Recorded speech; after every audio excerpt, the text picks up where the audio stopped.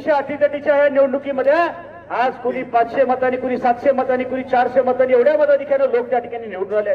एवढ्या अटीतटीच्या निवडणुका झाल्या, परंतु या मतदारसंघामध्ये प्रचंड मोठ्या मताधिक्याने मी विजय झालो.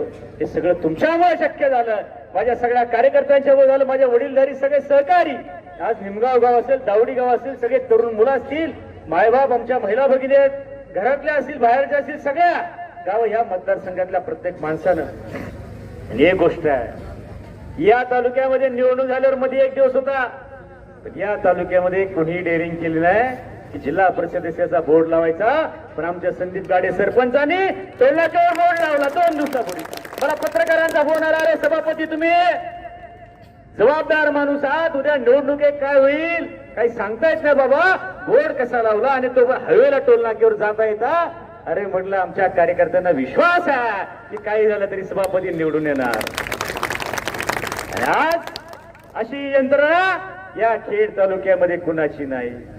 आणि किती आले, कुणी आले, कुठले शिंदे आले तर खेड तालुक्यात हा शिंदे पॅटर्न आहे.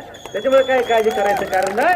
भविष्यामध्ये तुम्ही ज्या शब्दाने, तुम्ही ज्या ताकदीनं, भरभक्कमपणानं माझ्यावर विश्वास टाकला, त्या विश्वासाला कदापि तडा जाऊन देणार नाही. ही माझी जबाबदारी आहे. एवढाच आजच्या सभेमध्ये माझा शब्द आहे. आपल्या सगळ्यांचे परत एकदा मनापासून त्या ठिकाणी आभार व्यक्त करतो.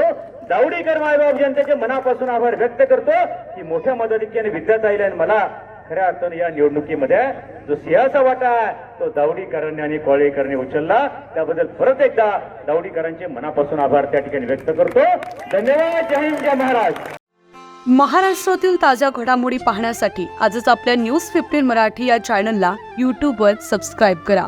तसेच इंस्टाग्राम आणि ट्विटरवर फॉलो करायला विसरू नका.